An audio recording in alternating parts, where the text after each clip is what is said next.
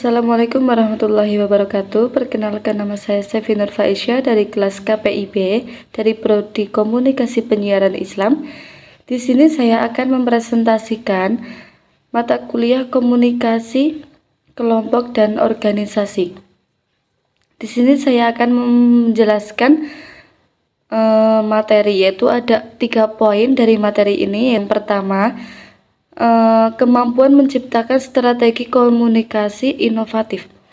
Strategi komunikasi inovatif adalah pendekatan baru yang kreatif untuk menyampaikan informasi, mengelola hubungan, dan mencapai tujuan organisasi. Ini bukan sekedar tentang menggunakan teknologi terbaru, tetapi lebih pada cara berpikir out of the box dalam merancang pesan dan saluran komunikasi. Yang selanjutnya yaitu adapun langkah-langkah menciptakan strategi inovatif, yaitu ada 4. Yang pertama, analisis kebutuhan, yaitu memahami masalah atau peluang komunikasi yang ada. Misalnya, apakah ada miskomunikasi antara tim A dan tim B, atau bagaimana cara memperkenalkan produk baru secara lebih menarik. Yang kedua, yaitu identifikasi target audience, yaitu mengetahui siapa yang akan menerima pesan.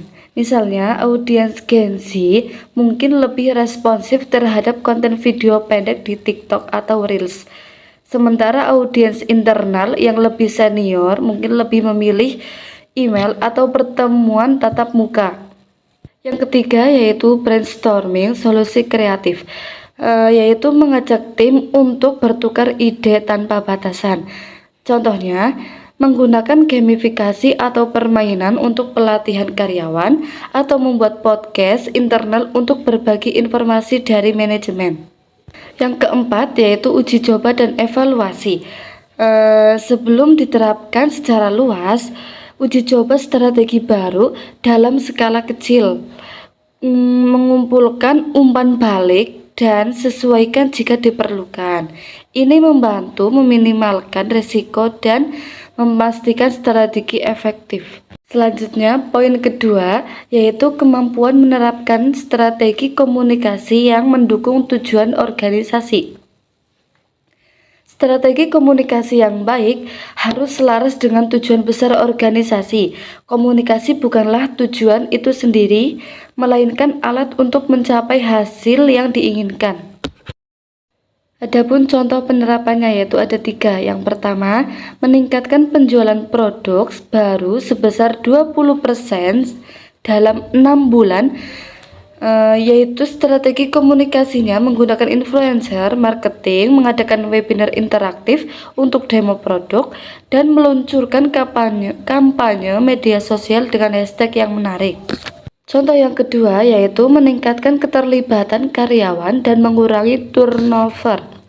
Untuk strategi komunikasinya yaitu mengadakan sesi Q&A rutin dengan pimpinan, meluncurkan newsletter internal yang menampilkan pencapaian karyawan, dan membuat platform kolaborasi online untuk ide-ide dari seluruh saluran tim.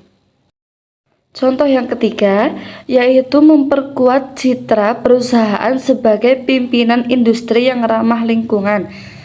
Untuk strategi komunikasinya yaitu menerbitkan laporan keberlanjutan, berkolaborasi dengan LSM lingkungan, dan mempromosikan inisiatif daur ulang internal melalui media sosial dan situs web. Opsi yang terakhir yaitu hubungan antara inovasi komunikasi dan kinerja organisasi. Inovasi komunikasi memiliki dampak langsung dan signifikan pada kinerja organisasi. Komunikasi yang inovatif menciptakan lingkungan yang lebih responsif, efisien, dan adaptif. Lalu bagaimana inovasi komunikasi meningkatkan kinerja? Untuk meningkatkan kinerja yang lebih efisien yaitu saluran dan metode komunikasi baru seperti platform kolaborasi terbaru atau AI chatbots dapat mempercepat alur kerja dan mengurangi hambatan birokrasi, membuat pengambilan keputusan lebih cepat. Untuk meningkatkan keterlibatan karyawan, yaitu ketika karyawan merasa didengar dan terhubung melalui komunikasi yang menarik dan relevan, mereka cenderung lebih termotivasi dan produktif. Ini juga dapat mengurangi tingkat absensi dan turnover. Selanjutnya yaitu meningkatkan daya saing. Di pasar yang kompetitif, organisasi mampu berkomunikasi secara lebih efektif dengan pelanggan dan mitra akan memiliki keunggulan. Inovasi dalam pemasaran digital atau layanan pelanggan dapat menciptakan pengalaman unik yang membedakan perusahaan dari pesaing. Yang terakhir yaitu mendorong budaya inovasi, yaitu ketika komunikasi internal terbuka dan mendorong pertukaran ide-ide baru, hal itu akan menumbuhkan budaya di mana inovasi menjadi bagian dari DNA organisasi. Ini memungkinkan perusahaan untuk beradaptasi lebih cepat terhadap perusahaan pasar dan tantangan.